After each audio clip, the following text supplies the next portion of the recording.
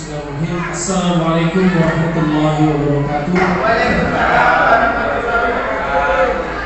Bapak Ibu yang kami hormati, alhamdulillah pada pagi hari ini kita bisa berkumpul bersama untuk bersama-sama belajar bersama kepada Pak selaku calon guru penggerak angkatan ke-8 Kabupaten Sampang. Pada pagi hari ini beliau akan menyampaikan masalah hal yang berkaitan dengan sekolah kita, itu menunjukkan budaya positif pada warga sekolah di UPTD SLPN 1 Jamblong. Hal ini sangat penting bagi kita berkaitan dengan penerapan kurikulum merdeka khususnya untuk siswa kelas 7 di sekolah kita. Tentu mari kita bersama-sama menyimak pemaparan beliau, dan nanti jika ada hal yang perlu ditanyakan silakan ditanyakan, kita diskusi saja. Demikian untuk lebih efektifnya kami silakan kepada Bapak Umum Budian.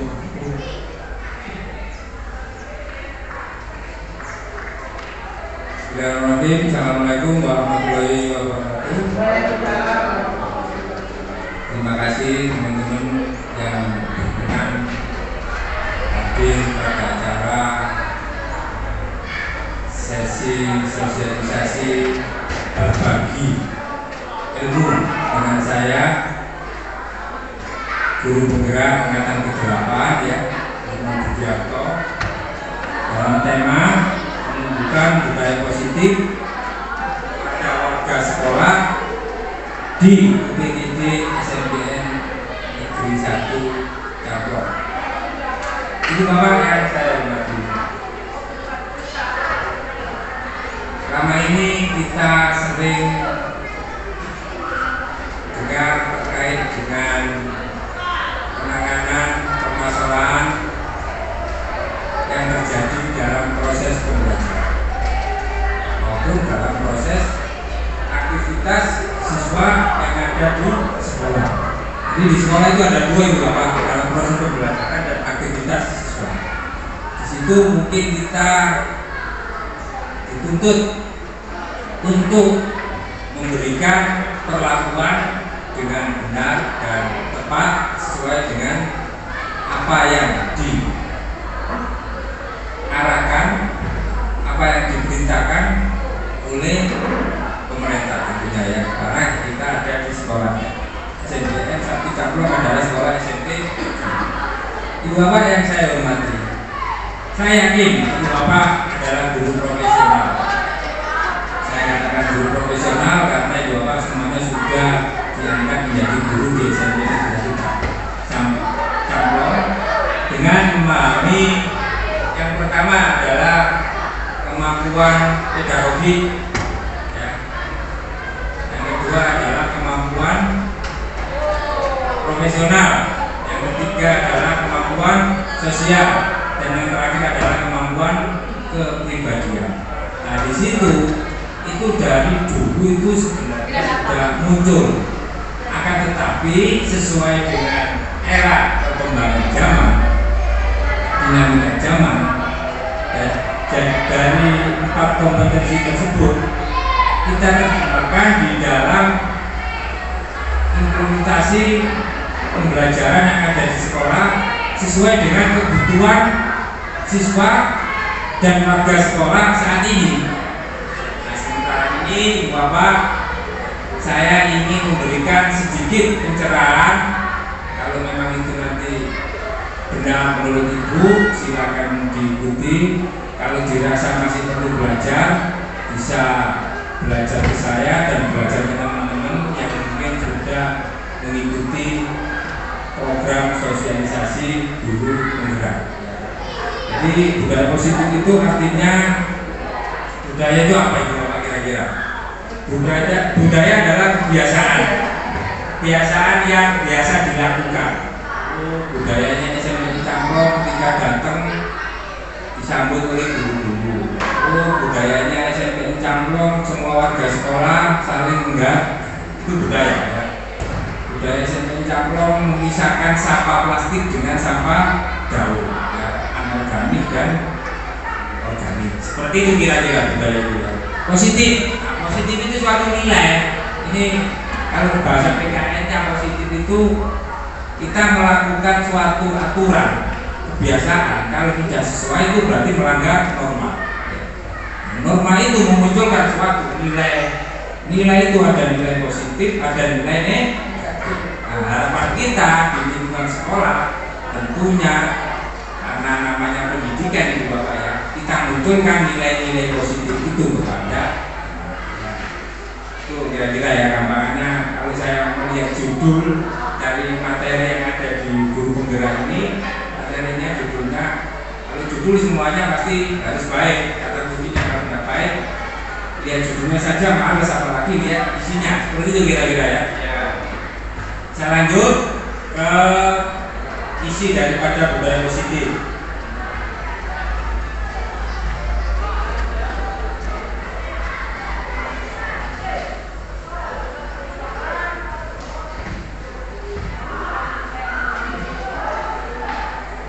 Ya, ini ada 5 konsep penting terkait budaya positif. Baik sadar maupun tidak sadar, ibu semua, saya yakin semua ini Bapak lakukan dengan niatan ingin beri yang terbaik bagi siswa. Ya. Jadi saya tidak bisa menjustis ini benar ini salah, akan tetapi saya hanya ingin meluruskan sesuai dengan aturan.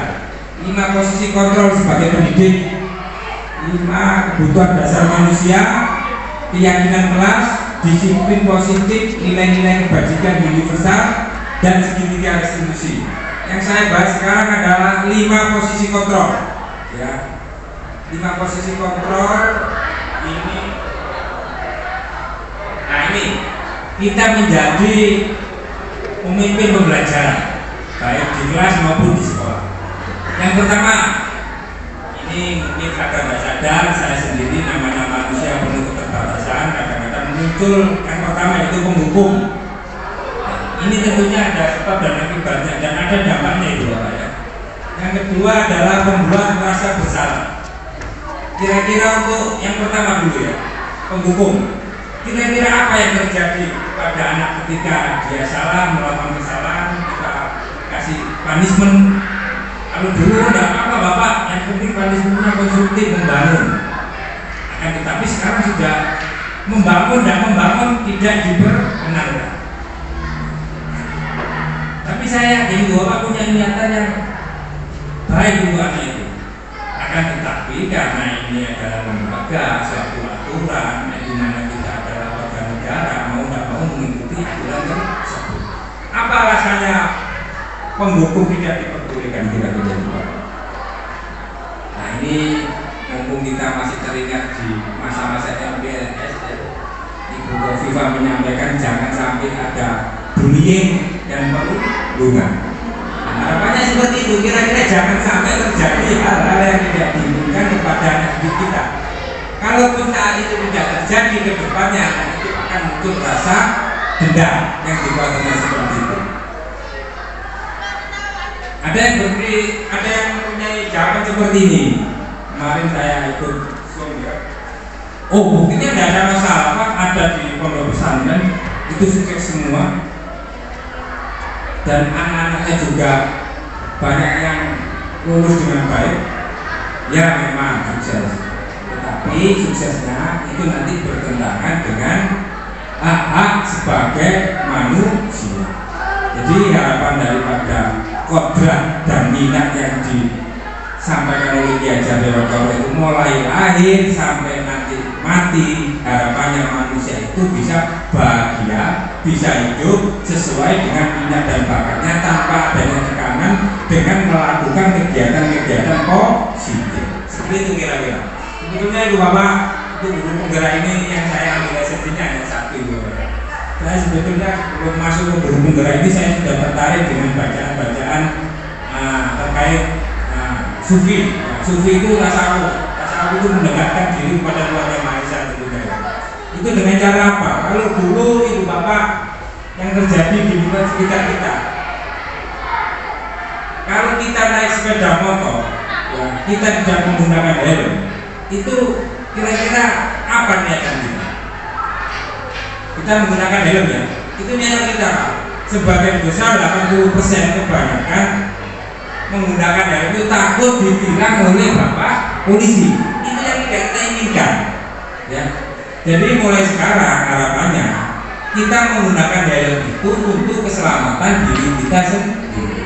Jadi berdasarkan kebutuhan hidup kita, berdasarkan asas kemaslahatan, sehingga kita menggunakan seperti itu kira-kira. Jadi ibu bapak nanti lebih detailnya saya jelaskan tentang perlakuan terhadap anak yang namanya lagi tren segitiga restitusi di kemarin ibu kepala sekolah. Bagaimana anak itu muncul sadar, muncul motivasi intrinsik ya dari dirinya sendiri. Tapi memang berarti bapak itu diterapkan di anak didik kita. Saya itu benar. Tapi bapak itu jangan terlalu memaksakan, jangan paksakan anak untuk pintar dan anak itu bisa. Kita telaten, kita ikuti aturan mainnya. Jadi tidak jadi, mungkin tidak jadi di saat ini, mungkin jadi di masa yang akan datang. Dan terbukti ya, saya kemarin ngasih contoh, Bapak Bupati kita itu kan ya mungkin waktu itu nakal, sekarang buktinya jadi. Seperti itu kira-kira ya. Jadi jangan sampai ibu saya menerapkan ilmu yang ditransformasikan oleh penggerak dengan restitusi ternyata anaknya tetap seperti ini. Jangan kesini sih Bapak. Itu muncul nanti di kemudian hari ya. Termasuk saya sendiri mungkin ya. Saya dulu itu Bapak ya masuk SMA. Bapak saya ketua komite di SMA Pusat Utama. Dimasukkan, diterima kepala sekolahnya, ditolak gurunya kira.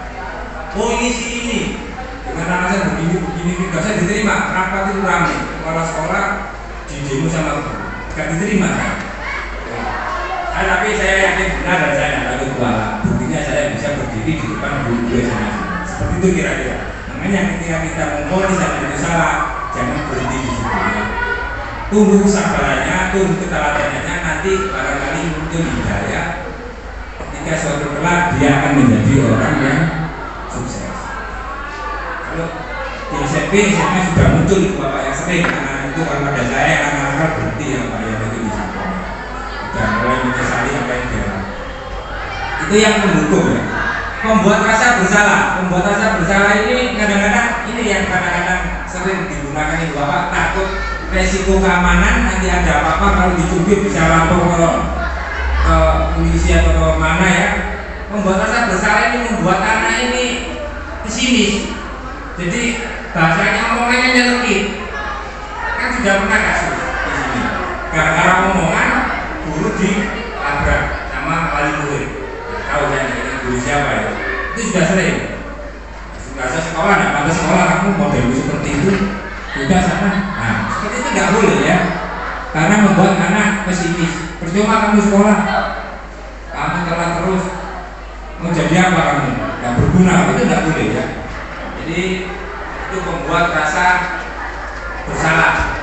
Sebagai teman, ini yang banyak dicontohkan oleh teman kita, Pak Yono, ya, saya mungkin ya. Itu akhirnya membuat siswa apa? Siswa bahasa Jawanya gampang memudahkan, menyepelekan, terlalu optimis, enak, gampang, itu tidak tepat karena tidak ada nilai-nilai positif yang terkandung di dalam perlakuan tersebut. Kenapa saya katakan ada tepat? Pasti anak ini ogah-ogahan.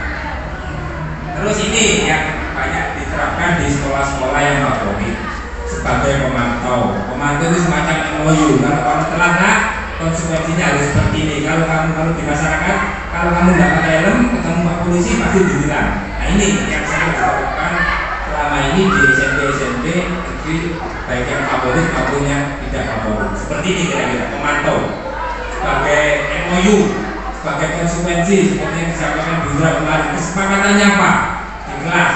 Oh kalau telat harus seperti ini. Nah ini pemantau yang banyak diterapkan di sekolah kita atau di sekolah yang lain. Apakah ini dirasa sudah benar menurut pemerintah, menurut ahli-ahli pendidikan, guru besar? Tetap dikatakan tidak benar itu Bapak. Ya, tapi kalau ini tidak benar, seminim mungkin posisikan kita sebagai pemantau. Jangan sampai kita menjadi pendukung, membuat merasa bersalah atau benar. Seminim mungkin jadi pemantau. Yang benar apa kira-kira? Nah ini manajer. Ini nanti kaitannya dengan tiga restitusi. Jadi jika ada salah, saya panggil, saya validitas masalahnya, saya tenangkan dulu kan ya. Telat, oh ya silakan masuk dulu. Ya, aman ya, ketemu kamu nak, silakan duduk. Seperti itu kira-kira. Saya validitas masalahnya. Tumben kamu kok telat sampai setengah jam, dia cerita masalahnya. Terus bagaimana kamu supaya tidak bangunnya tidak kesiangan? Oh begini Pak, saya tidak akan main di malam-malam. Nanti ini sudah sepakatan kamu loh ya. Kamu ingat keyakinan kelas, aturan yang ada di kelas. Ya, jadi kalau kamu melakukan lagi, kamu harus bagaimana? Kamu tahu resikonya, tahu ya. Sudah kamu jawab sendiri, masalah kamu munculkan dan kamu selesaikan masalah tersebut. Nah ini manajer. Kita hanya bisa melihat perkembangan anak itu ke depan telat lagi atau tidak. Tapi dia punya solusi sendiri. Ini ada pertanyaan, Pak, kira-kira anak itu bisa enggak mikir solusinya sendiri? Ada yang bisa Bu, ada yang tidak. Kalau tidak bisa, saya kemarin usul. Ya memang suatu program itu tidak ada kesempurnaan gitu ya. Itu kalau di sini tidak ada. Harapannya masalah itu dimunculkan oleh anak. Tapi saya usul, ketika anak masih SMP, masih SMA, kadang-kadang dia memunculkan masalah penyelesaiannya tidak bisa solusi. Nah ini peran daripada guru kelas, guru BB memberikan second opinion ya. Oh kalau gitu, kalau kamu nggak bantu orang tuamu nggak ada yang bantu, nggak bisa kerja, nggak ada tua, kamu nggak itu, kamu akhirnya untuk kegiatan sehari-hari apa? Sehingga kamu harus ikut jualan nanti malam. Nah, kalau bantu orang tua ada apa-apa, tetapi waktunya tolong dibatasi. Seperti itu kira-kira ya. Kalau itu kasusnya ketika anak bantu orang tua sampai malam dan kamunya mesti ya namanya seperti itu. Jadi mulai poin 1 pendukung, poin 2 membuat merasa bersalah teman memantau manajer. Ini yang paling tepat digunakan adalah posisi manajer dengan 3 perlakuan, yaitu menstabilkan identitas. Jadi kalau ada anak bermasalah kita dudukkan dulu, kita tenangkan, baru kita validasi masalahnya, kamu kenapa kok seperti ini, baru kita munculkan keyakinan kelas.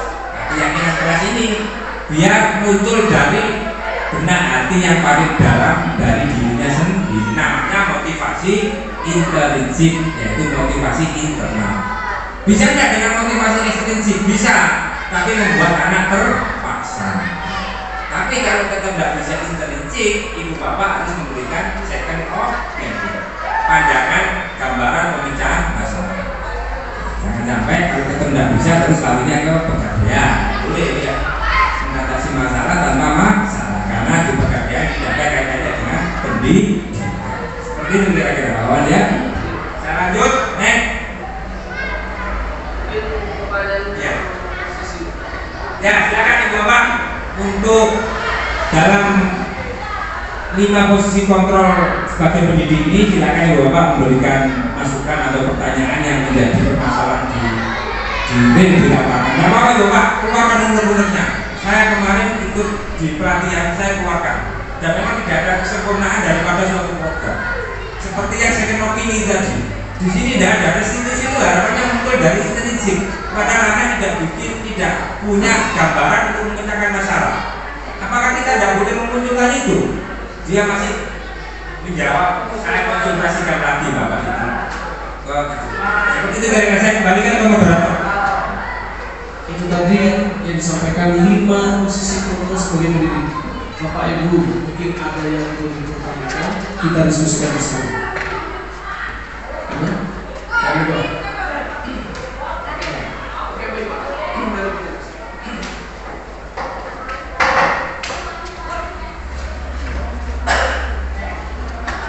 Assalamualaikum warahmatullahi wabarakatuh.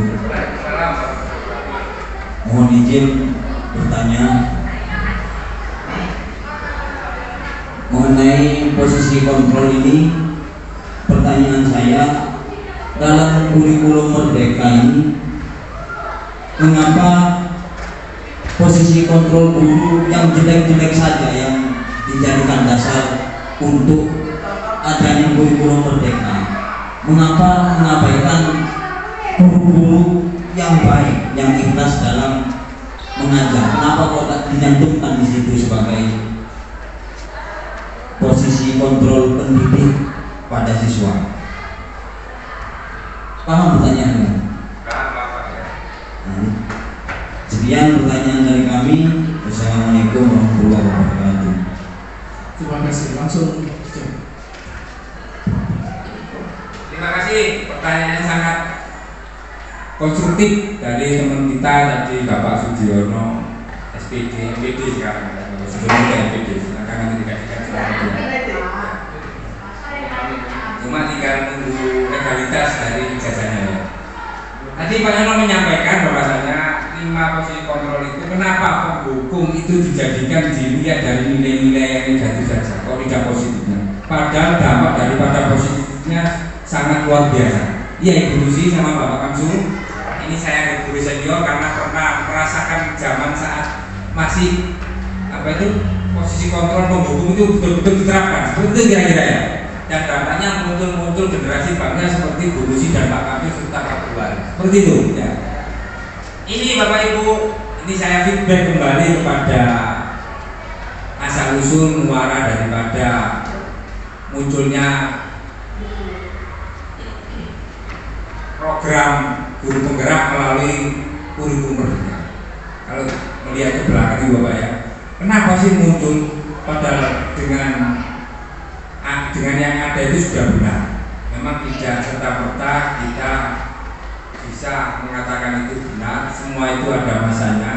Jadi kadang-kadang yang para senior, ibu bapak senior yang hampir pensiun itu ya, membenarkan apa yang diterapkan guru-guru zaman dulu itu luar biasa. Ya, lulusan SR, saya pernah coba ya, hanya lulusan sekelas SMP, habis SR sekolah lagi ya, itu sudah menjadi direksi di Kedindan Niata, direksi PTPN. Ya, saya nawar barang-barang nanti dia pakai bahasa Belanda supaya tidak tahu, konsultasi dengan istrinya pakai bahasa Belanda. Jawab. Terus saya tanya kenapa Pak kok pakai bahasa Belanda? Jawabannya apa? Supaya saya tidak ngerti dikasihkan apa tidak barang itu, untuk siarti gitu Bapak ya. Terus Bapak kok bisa Pak? Kalau zaman dulu Mas, sekolah SR itu sudah, kalau sekarang mungkin SMA, kadang-kadang anak SMA tidak seperti itu. Bahasa itu sudah jelas, bahasa Belanda bisa plus bahasa Inggris. Dulu SR Bapak ya. Kenapa? Karena ini langsung aja Pak Yono, nggak usah setengah-setengah. Karena waktu itu Belanda menerapkan dengan pola model penghukum. Nah ini kadang-kadang kita itu tidak mau berjiwa besar. Tapi alhamdulillah ya, di dalam tujuan pendidikan itu ada salah satu tujuan yang harus kita berjiwa besar. Sebetulnya pola saat ini sudah sangat tepat karena melihat situasi dan kondisi Indonesia setelah merdeka masih banyak penuh kekurangan, peradabannya masih minim ya. Jadi hasilnya luar biasa. Jadi jelek-jelekan kalau lulusan SR dulu itu sudah pasti jadi SN seperti itu kira, apalagi lulusan SMP, SMA. Itu waktu zaman Belanda Bapak Ibu ya. Waktu setelah kemerdekaan sampai tahun mulai 77, sebelum tahun 77 ya. Nah sebelum tahun 75 ya, mohon maaf Ibu sih sangat tepat. Sebelum tahun 75 itu seperti itu kira-kira ya. Jadi minim anak itu pasti kalau matematika, kalau itu bahasanya program itu pasti bisa, persentase pasti bisa. Ya. Karena sekarang nggak jamin tuh Bapak ya. Ya. Kenapa kok waktu itu kok tidak dimunculkan seperti ini? Padahal ini dari pemikiran Ki Hajar Dewantoro. Ki Hajar Dewantoro karena waktu itu sudah orang di masa saat itu kok tetap menerapkan penghukum. Zaman saat itu gitu Bapak ya. Ya. Mungkin KHD melihat sesuai dengan konteks perkembangan zaman yang ada. Dia memang ilmu penggerak seperti ini ya, kumur ini ya, banyak mengadopsi dari Barat, ya, bukan dari Arab, dari Barat, ya, dari Barat, dari Inggris, dari itu. Ya. Kita sependapat dan sependapat, jawabannya wajib sependapat karena kita adalah warga negara. Warga negara yang baik itu warga negara yang mengikuti apa yang ditetapkan oleh pemerintah. Dalam hati kecil saya juga sependapat juga Pak. Karena Indonesia kalau selama ini masih berkembang diterapkan seperti ini, ya kalau ngerti, kalau nggak ngerti nggak akan bisa. Sama yang disampaikan Bapak Sudiana tadi, kenapa pembuku positifnya yang dampaknya bagus itu tidak dijalankan terus, dilihat yang negatifnya. Padahal negatif sama positifnya kira-kira berbanding terbalik. Mungkin negatifnya 30%, positifnya 70%. Kira-kira seperti itu kan Pak Yono? Tapi saya bisa terjawab apa itu pertanyaan Pak Yono. Tapi itu menyalahi hak dasar manusia sebagai warga negara, melakukan pelanggaran suatu hak asasi manusia. Ya inilah yang dikatakan HAM. Apalagi kita di dalam dunia pendidikan, khususnya di sekolah-sekolah SNBN negeri. Ya seperti itu. Dan yang dikhawatirnya nanti muncul unek-unek atau rasa balas dendam dan toh yang akhirnya tidak tercapai juga. Tetap ada KKN yang terjadi. Ya silakan, saya kembali ke Pak. Ada lagi pertanyaan? Siap, langsung. Ibu senior kita.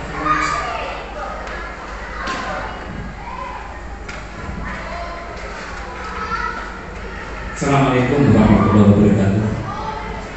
Terima kasih saya sampaikan atas kesempatan yang telah diberikan kepada saya terkait dengan apa yang disampaikan oleh Bapak Lukman selaku guru penggerak dalam hal ini dengan materi posisi kontrol sebagai pendidik. Saya sesuai dengan apa yang disampaikan oleh Pak Lukman yang sebenarnya saya mau bertanya karena tadi disebut sebagai guru senior, saya juga tertarik untuk menyampaikan. Artinya kalau bagi saya guru senior karena sudah berusia. Selanjutnya yang saya tanyakan, yang saya sampaikan, saya jadi guru mulai tahun 1987 yang pada waktu itu saya masih pada kurikulum 75 DSA kurikulum 13 dan sampai sekarang kurikulum merdeka ini sudah cukup berumur. Melihat hal itu pada waktu itu keberhasilan saya melihat keberhasilan daripada kurikulum tersebut. Ternyata sekalipun itu tidak menghukum dan berbagai macam cara untuk guru sukses dengan tujuan pendidikannya, memukul dan sebagainya, itu siswanya banyak yang pintar-pintar Pak, banyak yang pintar. Kalau dulu dalam zaman saya, kalian itu menghafal dari 1 sampai 100. Tapi kalau sekarang belum dipertanyakan Pak, apakah siswa kita itu sudah pintar untuk menghafal atau tahu kalian dari 1 sampai 100?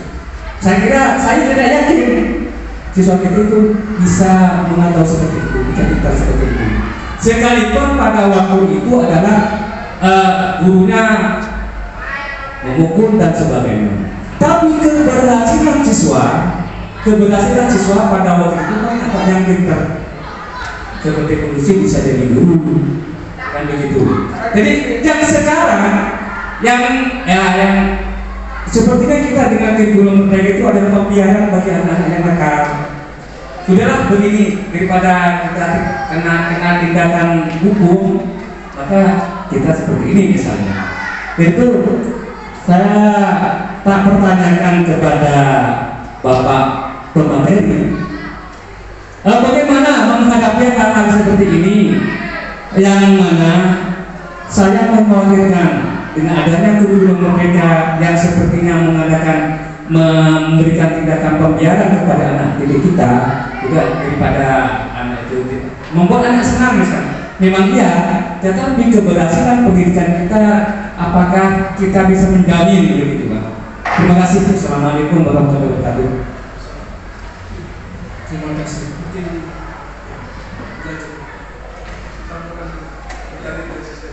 Ya terima kasih.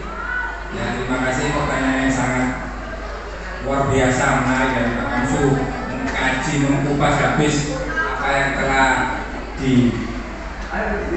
dipaparkan dari guru merdeka, apakah menjamin? Ini sebetulnya pertanyaan yang bahaya juga ini ya.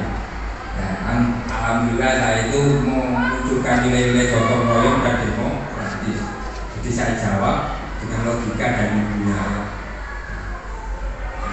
Apakah jamin? Saya jawab jamin tidaknya kita adalah suatu proses.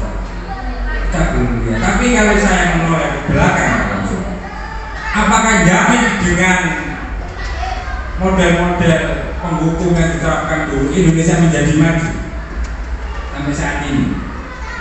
Saya rasa ya biasa saja. Kalau kaya ya karena dari kekayaan alam, makmur ya itu korupsi tetap banyak. Karena apa? Karena yang dimunculkan itu hanya karena ketakutan, tidak muncul dari kesadaran. Nah ini di kurikulum merdeka ini yang direbut bukan cuma satu pintu, tapi semua pintu. Dengan dasar apa? Dengan dasar profil belajar Pancasila. Jadi kita agak berharap anak itu pintar matematika di dalam oleh juara satu atau kreasi ini. Tapi di mana ketika dia berproyek yang kemarin disampaikan Bu Indra, saya juga sepakat dengan Ibu Kepala Sekolah, kita mulai dari tidak. Ketika dia berproses, dia itu tahu nilai-nilai kepedulian, nilai-nilai kegotong royongan, nilai-nilai kemandirian. Kenapa? Nanti ketika dia sudah menjadi orang dewasa bisa bertahan hidup dengan kapasitasnya. Mau jadi ASN, mau non-ASN, mau entrepreneur dan mau segalanya. Dan dia kalau jadi birokrasi pemerintahan dia tidak akan, insya Allah tidak akan KKN karena muncul nilai kepedulian dari dirinya sendiri, motivasi intelinsif. Seperti itu kira-kira. Jadi kalau saya mau ambil uang ini, oh enggak, ini jawabannya wali kelas, terus saya bagikan. Seperti itu kira-kira. Oh ini jatahnya anak miskin, terus saya bagikan. Selama ini kita tidak hanya melakukan karena adanya motivasi dari luar, ekstrinsik, eksternal. Hanya karena ini, karena si A, karena si B. Bahasanya kalau dulu saya mohon petunjuk Bapak. Saya masih ingat Pak Kamsu sudah sama-sama semasa dengan saya di Pak Awan mungkin masih ingat saya. Dulu itu kalau ada perintah dari atas pasti mohon petunjuknya Bapak. Mohon petunjuknya Bapak, siap Bapak, saya laksanakan petunjuknya. Sekarang tidak bisa seperti itu. Akhirnya apa? Warga negara Indonesia, generasi bangsa akhirnya menjadi budak di negara sendiri. Karena tidak muncul inovasi yang mau dimunculkan. Kenapa? Karena ada rasa ketakutan. Hanya dengan karena mohon petunjuk. Sekarang tidak, polanya sama dengan keilmuan saya. Manajemen dimunculkan dari bawah, bottom up. Pak Kamsu punya kreasi apa? Oh, ternyata kita potensinya tidak terduga orangnya. Memberikan masukan terus pertanyaan dengan mengupas, memberikan penjelasan sangat detail mulai rugi asal murah begitu. Awal heran Pak, dipikir Pak Kamsu tidak apa. Ya. Saya juga instansi dengan Pak Kamsu, saya pikir tidak apa. Kurikulum mulai tahun 75 muncul ini CBSA, ya, K13, KTSP, KTP, K13 sampai Kumer ini. Jadi semua itu berjalan seiring dengan perkembangan zaman. Terus Pak Kamsu katakan, tahun 75 benar apa enggak? Kira-kira benar di zaman itu. CBSA benar apa tidak? Benar di saat itu. Kumer benar apa tidak? Mau tidak mau kita katakan benar di saat ini. Sama dengan dulu Pak Kona biasa dan bicara politik. Dulu zamannya Pak Karno itu ngomong benar semua. Zamannya Pak Harto benar semua. Tidak ada yang berani tidak pakai apa itu kaos kutang yang warnanya kuning, tidak ada yang berani. PNS pakai kaos kutang warnanya kuning ya, tulis jual ya dulu ya. Tidak ada yang berani. Sekarang setelah reformasi, jangankan pejabat, tukang becak ngamen melecehkan menghina Presiden RI yang kedua. Kalau di bis itu ya, benar saat itu. Zamannya Pak Gus Dur benar saat itu. Sekarang mungkin nggak benar. Seterusnya Pak Jokowi benar saat ini, mungkin nggak benar nanti. Sesuai dengan perkembangan yang ada. Berarti kalau saat ini adanya apa, mau nggak mau kita sebagai warga negara yang baik, hidup di alam demokrasi yang sudah menjadi kesepakatan bersama, mari kita ikuti aturan tersebut. Seperti itulah kira-kira Pak Kamsu. Ya, terima kasih. Saya kembalikan ke Bapak Moderator. Ada lagi pertanyaan? Kalau tidak ada, sebelum lanjut boleh saya bertanya Pak? Ya, silakan. Ini juga akan kritik saya Pak, masalah apa penghukuman ya Pak? Ya. Karena begini, semua agama itu pasti ada surga neraka. Kita tahu surga itu reward, itu punishment. Kemudian di negara kita juga ada KUHP yang juga memberikan penjelasan bahwa jika orang melanggar hal ini maka dia dikenakan pasal ini dengan kurungan sekian. Itu kan juga punishment. Nah, artinya bahwa punishment itu harus ada. Cuma menurut saya tahapannya berbeda. Seperti kalau dalam Islam itu begini, kalau anak kecil itu tidak ada punishment, hanya diingatkan. Ini saya pernah tanya ke salah satu ustaz. Misal kalau ada anak kecil seperti ini, seperti bagaimana? Perjawabannya macam kalau tidak melanggar syariat diam. Jadi jelas. Artinya apa? Kita boleh bebas, tapi tidak boleh melanggar norma-norma hukum, norma agama juga. Seperti itu menurut saya. Nah kemudian tadi Pak Ado juga bilang bahwasanya intinya itu bahwa apa yang kita lakukan menyenangkan manusia itu tidak melanggar hak asasi manusia. Bukan hak asasi manusia yang satu dengan yang lain itu kan harus bisa oleh sebuah hukum yang jika dilanggar harus ada konsekuensi atau hukuman juga. Jadi menurut saya hukuman itu harus ada, tetapi mungkin harus seperti itu Pak menurut saya. Jika tidak maka akan muncul betul kan Pak Anadri generasi yang bebas. Maaf kalau memang kurikulum merdeka itu mau adopsi dari luar negeri, kita lihat keadaan sekarang Pak. Di luar negeri itu sekarang keadaan itu kan yang rame-rame itu kan LGBT. Itu mereka menganggap bahwa semuanya boleh. Kenapa boleh? Ini pas itu tadi Pak. Selama saya tidak mengganggu Pak dan tidak mengganggu orang lain, maka saya boleh melakukan sesuatu yang dianggap benar buat saya. Sehingga batasannya tidak jelas. Batasannya cuma cukup satu, tidak melanggar, tidak menyakiti orang lain, tidak mengganggu orang lain, maka boleh. Saya khawatir kita pun dikit-dikit juga Pak, seperti itu. Padahal jika ditelisik lebih jauh seperti LGBT, hubungan bebas, kemudian pergaulan bebas, itu kalau ditarik bilangnya nanti akan rusak masa depan generasi. Artinya apa? Hak asasi manusia itu pasti akan dilanggar juga nantinya.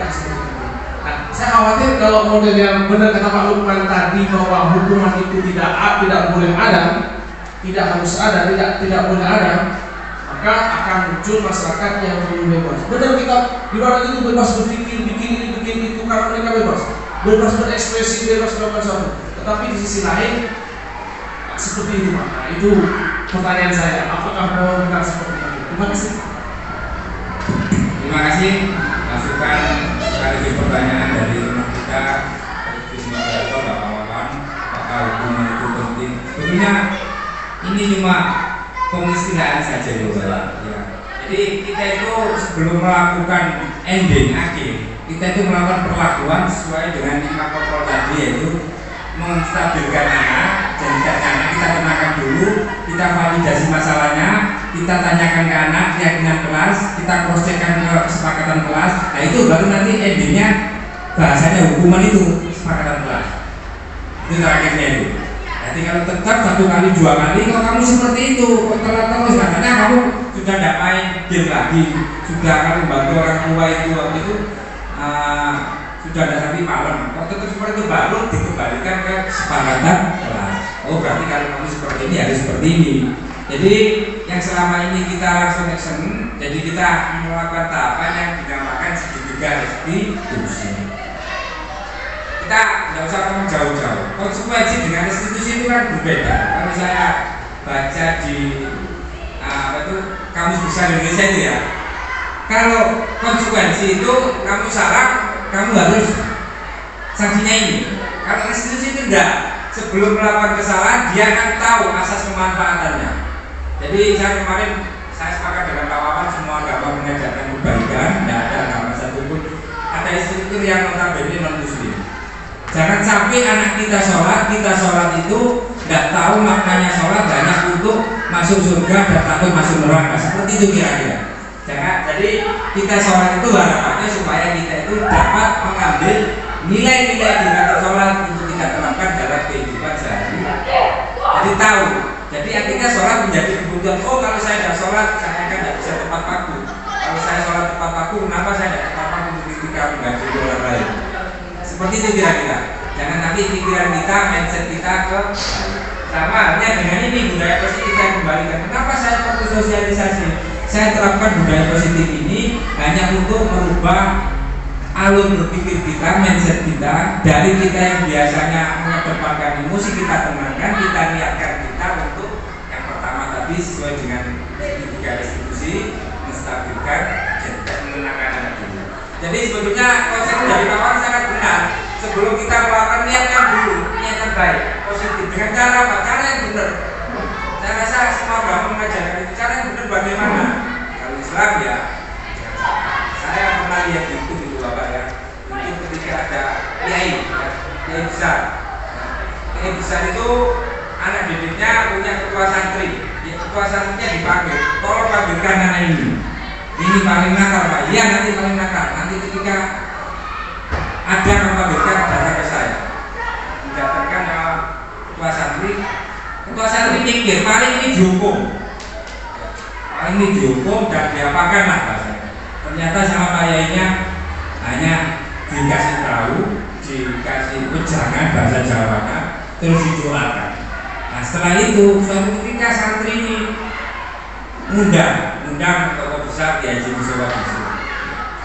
Kiai Musyawardi cerita tentang itu bapaknya ya, yang menit-menit tadi bapaknya. Cerita tentang Kiai jemaahnya sudah ribuan punya pondok di Jawa Tengah. Kiai Musyawardi turun dari audiensi dari panggung, mohon maaf Pak Yai, alhamdulillah santri yang nakal itu kan biasanya ini, itulah bahasanya seorang guru. Kita tetap memperlakukan apa yang kita bisa sesuai dengan aturan, selebihnya untuk kebaikan si anak dan keamanan kita juga pahlawan ya. Mari kita beri perlakuan sesuai dengan aturan yang benar. Saya apresiasi Bu Bapak memberikan hukuman. Itu karena semata-mata ini cepat. Saya juga pernah lihat itu pesan moral dari Kiai juga. Tapi saat ini kita menolak. Kalau minta maaf itu abon, KKBR kodok, ajak sing bener, sampai sing bener, sampaikan yang benar. Selebihnya doakan anak itu biar dapat hidayah. Seperti itu kira-kira ya. Jadi dari segitiga institusi ini adalah menurut saya pengembangan dari ilmu keagamaan. Kebetulan saya Muslim, yang saya lihat ya pengembangan agama Muslim muncul di nilai-nilai ini. Kalau Muslim ya kita seperti itu kira-kira. Silakan lawan untuk di moderator. Itu jadi intinya tetap ada, cuman beda bahasa Pak ya. Jadi tetap ada. Kalau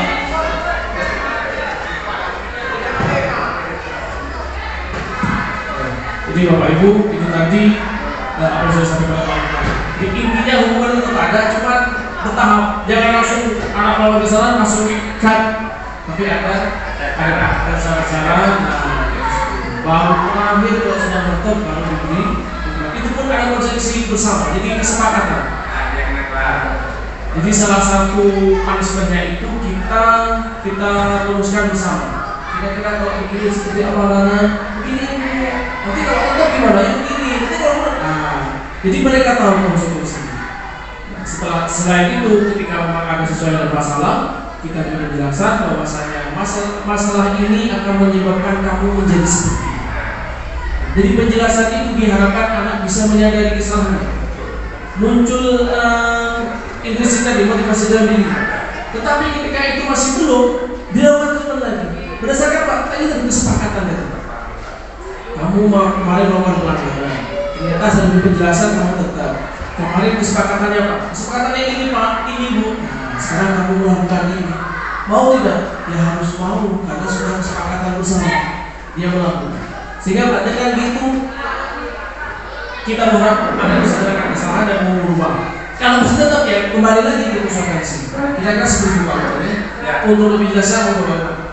Ya, ini saya perlihatkan tabel segitiga institusi yang garis horizontal ya.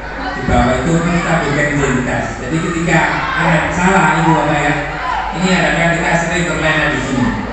Lihat kesalahan anak, saking jengkelnya, saking emosinya ya, kita perlakuan anak itu dengan semau mau gue ya. Nah ini harapannya kita di agama pun mengajarkan tenangkan dulu anak itu, stabilkan identitas, tenangkan. Ketika anak itu sudah ditenangkan stabil, baru anak itu diarahkan. Contoh ya, misal jangan tokar ya, tukaran ya. Datang Pak, kamu lagi pasti kalau kita dasarnya itu melihat si anak ini sudah jelek langsung, pasti jawabannya tidak baik. Saya belum apa-apa sudah disarankan. Jadi ditenangkan dulu, itu namanya menstabilkan identitas. Ya. Di semua kalau dilakukan dengan tidak tenang, tidak hati-hati, akhirnya salah masuk dulu ya. Ya salah masuk ya. Seperti itu kira-kira baru memvalidasi data. Nah, ada apa kok tadi kok rame-rame kamu lari terus kamu jamban ini ada apa nak bercanda ya? Kita masih coba untuk berinteraksi dengan anak-anak. Akhirnya dia cerita tokar dan begini ya ini muncul. Terus kira-kira kalau tokar itu sesuai tidak dengan keyakinan kelas yang ada di sekolah ini? Pasti tidak sesuai dengan tokar. Nah, terus kesepakatannya apa? Kesepakatannya ya kalau tokar yang dihukum begini aturannya seperti ini. Nah, terus kira-kira kamu supaya berubah tidak tokar lagi, apa yang harus kamu lakukan ketika jam-jam kosong? Apa yang harus kamu kerjakan? Ini kan jam kosong, kamu harusnya melakukan aktivitas di lapangan kelas meeting, kamu tidak kelas meeting. Apa yang harus kamu lakukan? Oh kalau saya tidak kelas meeting bu, kalau dari kelas meeting nanti saya akan belajar baca buku. Nah, itu benar. Motivasi intrinsik dari siswa benar, tapi kalau motivasi intrinsik dari siswa keliru, ibu kasih masukan, akhirnya second opinion, pandangan yang lain. Bu, kalau saya dari kelas meeting jam-jam kosong ya saya ke warung bu, di toju bu, sama kelas-kelas lain. Nah, itu bahaya. Apa nggak berbahaya? Itu kasih pendapat. Apa nggak sebaiknya kamu ke perpustakaan supaya ilmu bertambah? Apa nggak sebaiknya kamu melihat apa yang menjadi kekurangan di kelas, betul kelasmu. Seperti itu kira-kira motivasi intrinsik yang dimunculkan oleh siswa. Apa dampak motivasi intrinsik ini? Ini sangat luar biasa Bapak Ibu karena muncul dari sadar. Saya ulas lagi. Itu sama dengan pemahaman ketika kita melakukan suatu ritual agama apapun. Kalau kita sholat, ambil nilai-nilai sholat itu, kebajikan nilai-nilai sholat tersebut. Oh kalau saya tidak sholat, saya akan tidak terbiasa tepat waktu. Oh kalau saya tidak sholat, saya tidak akan terbiasa menghormati orang karena di dalam sholat ada nilai-nilai saling menghormati, berjabat tangan setelah sholat, salam dan sebagainya. Seperti itu kira. Jangan sampai kita memunculkan di anak tidak tahu apa yang dia lakukan. Sama dengan kita, tidak tahu kita sholat itu apa, tidak tahunya surga dan neraka. Itu keliru. Jangan sampai ada masyarakat pakai helm hanya karena takut polisi. Jadi tahu nilai-nilai apa dan mengapa dia menggunakan helm. Oh saya pakai helm itu untuk keselamatan saya. Seperti itu kira-kira. Nah ini penting. Ini namanya motivasi intrinsik.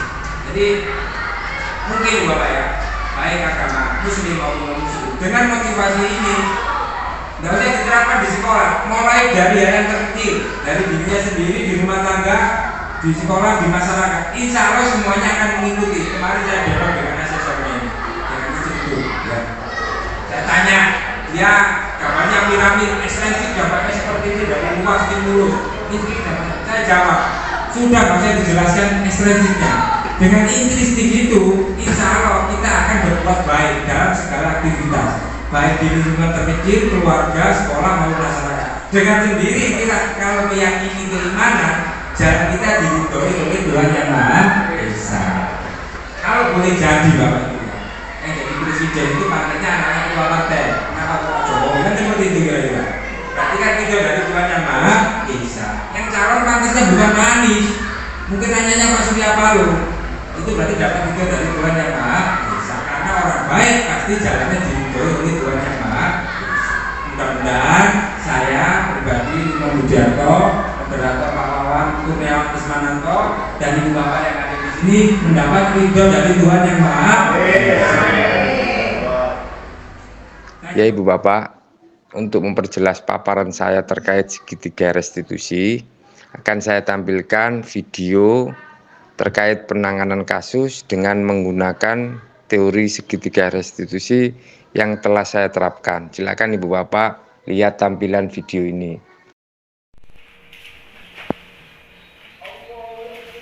Ya, nah,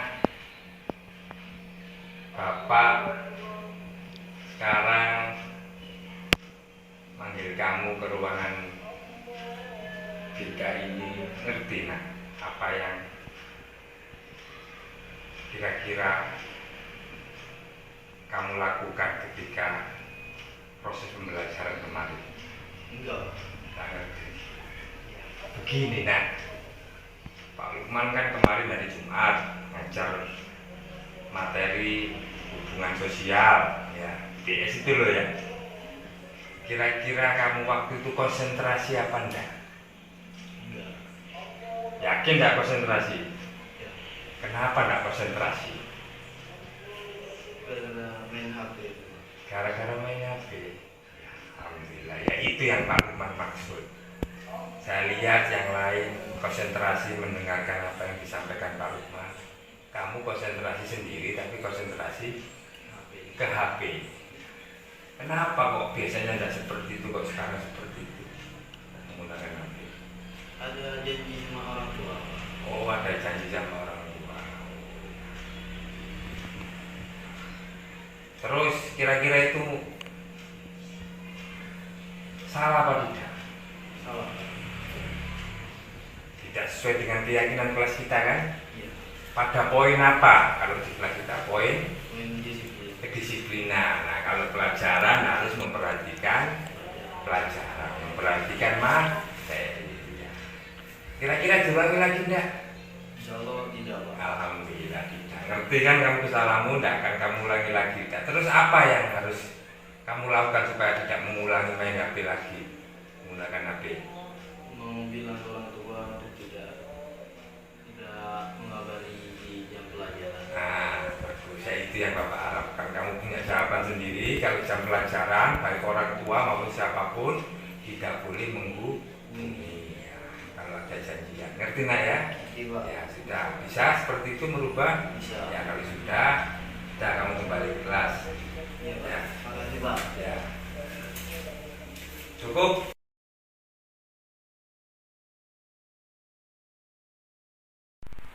Ya, lucu. Ini ketemu kamu lagi saya. Gimana kabarnya hari ini? Alhamdulillah. Baik ya, sehat ya. Bapak manggil kamu ke sini kira-kira ngerti ndak apa yang akan disampaikan Bapak ke kamu? Ya aku Nggak ngerti? gak ngerti. Nggak ngerti ya.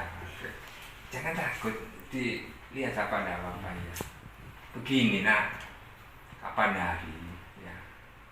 Hari kalau tidak salah itu hari Senin. Ya. Jam kedua, masih pagi nak jam kedua itu nak ya.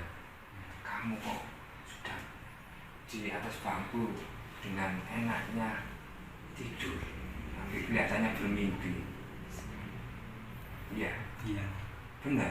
iya Benar apa enggak?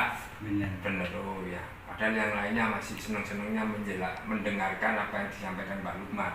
Iya. Kamu tidur, kenapa kok seperti itu? Nah, biasanya enggak pernah kamu. Kenapa kok seperti itu? Main game Pak, di malam hari Sampai jam berapa? sampai 12, kadang jam 1 Ya, benar ya. Tapi masih sholat ya? bisa. Iya sih ya. Sholat ya. Akhirnya tidurnya ketemu di sekolah. Ya. Kira-kira seperti itu menurut kamu benar apa enggak? Nah, waktu jam pelajaran, jam sekolah tidur, benar apa enggak? Gak benar. Enggak benar. Tidak sesuai dengan apa? Gak benar. Peraturan tentang. Tentang kedisiplinan. Nah, bagus. Pertama kedisiplinan seperti yang kamu sampaikan. Kedua tidak menghargai Pak Lukman. Ya. Pak Lukman sudah semangat menyiapkan, terus kamu tidak memperhatikan. Bisa tidak mengulangi itu? Bisa. Dengan cara apa? Ayo. Membuat Ingin tahu? tidak main game lagi. Kalau main di waktu libur aja. Oh, bagus. Jadi kalau main jangan hari Minggu, Senin ngantuk nanti. Iya. Hari Sabtu ketemunya hari Minggu. Minggu habis sholat subuh, tedung tak apa-apa sampai jam 9. Ngerti? Ya. Yang penting tidak mengganggu aktivitas yang lainnya. Ya. Nah, kalau gini kan terganggu, kamu nggak belajar. Bisa seperti itu. Bisa. Ya sudah, kalau sudah bisa seperti itu, silakan kembali ke kelasmu. Terima kasih, sudah. Enggak.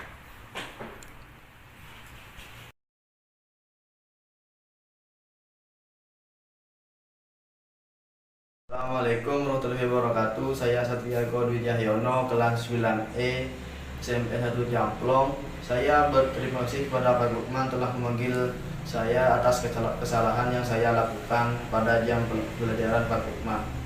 Saya mengakui bahwa saya salah atas kejadian tersebut. Saya berjanji tidak akan mengulangi kesalahan tersebut karena telah melanggar aturan keyakinan atau aturan kelas, yaitu kedisiplinan dan tidak menghargai guru. Terima kasih kepada Pak Lukman. Assalamualaikum warahmatullahi wabarakatuh. Saya kembalikan ke moderator. Mungkin ada pertanyaan masukan dari teman-teman. Mungkin ada lagi yang mau disampaikan? Jika tidak, sudah ada lagi? Ibu-ibu.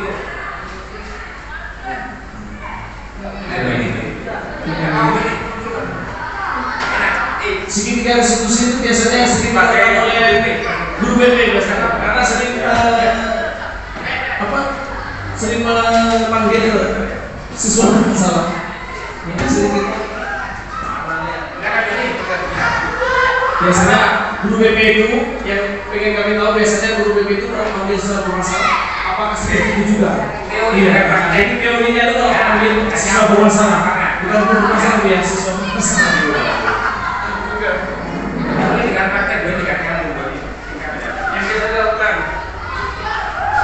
Assalamualaikum warahmatullahi wabarakatuh. Waalaikumsalam warahmatullahi wabarakatuh. Setelah ini tadi saya memperhatikan dan mendengarkan, sebenarnya apa yang dimasukkan dari Pak Kamsu tadi itu memang sedikit apa ya, mengganggu buat saya. Karena saya sebagai guru BK jujur memang ketika kita memanggil siswa, kadang kita memberikan punishment. Tapi tujuannya sendiri bukan berarti kita harus memarahi atau bukan. Tujuannya adalah untuk mendidik siswa agar depannya lebih baik. Jadi kami sebagai guru BK di sini memberikan bagaimana caranya agar anak mendidik depannya lebih baik. Tapi bukan dengan cara kekerasan, tapi istilahnya tegas. Jadi bukan hukuman, bukan keras, tapi tegas, bukan kasar. Jadi di sini kita menegaskan bagaimana caranya siswa agar dia bisa berubah ke depannya lebih baik. Tapi yang saya lihat memang kenyataannya mungkin situasi dan kondisi yang berbeda. Jadi tempat lokasi itu memang kita harus memberikan yang berbeda. Mungkin kalau di kota menggunakan guru menurut saya itu bagus. Tapi ketika di situasi tempat seperti ini, bukan di kota, itu menurut saya kurang pas ya. Jadi bagaimana jalan yang terbaik bagi kami sebagai UBK agar bisa melaksanakan guru muda ini secara baik. Itu saja dari saya, mohon masukannya. Assalamualaikum warahmatullahi wabarakatuh. Terima kasih. Pertanyaan dari Ibu Dwi selaku guru BK di SMP 1 Jamplong itu tadi akan dilakukan itu setidaknya sudah melakukan 5 kontrol yang sudah mendekati manajer dari yang dipantau sesuai dengan konsekuensinya, dan pada dasarnya itu banyak dilakukan di semua sekolah. Dan satu saya apresiasi kenyataannya untuk di lingkungan sekolah kita ini, di daerah kita ini, apakah cepat? Nah ini seperti yang saya jelaskan di depan tadi, kita butuh proses dan kesabaran serta ketelatenan. Jangan sampai ibu bapak melakukan di luar apa yang diarahkan oleh ibu bapak. Karena apa ya Pak? Yang pertama dampaknya selain untuk anak itu juga kita. Mulai diri saya dari itu urusan dengan kriminal dengan ya betul. Ya dipolisikan ya itu. Jadi sebetulnya kalau saya tipe-tipe saya itu kalau berpikir itu sangat ekstra hati-hati. Karena memprotek diri, saya khawatir, saya bukan aja bukan melakukan pembiaran. faktor dasar yang saya apresiasi Bu Dwi, Pak Jaya, teman-teman yang memberikan treatment lebih, saya apresiasi. Itu bentuk-bentuk dunia yang sungguh-sungguh.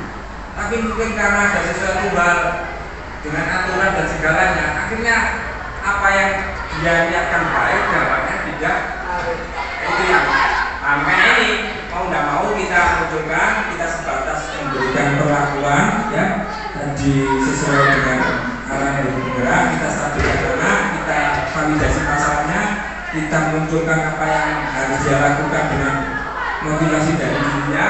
Kalau anak itu tidak bisa memunculkan, kita kasih masukan apakah mudah seperti ini anaknya sudah dilakukan oleh kita. Tapi alhamdulillah teman-teman tidak ada sekarang yang namanya cubit-cubit ya. Kalau saya masih dulu masih ada dulu ya, cubit-cubit.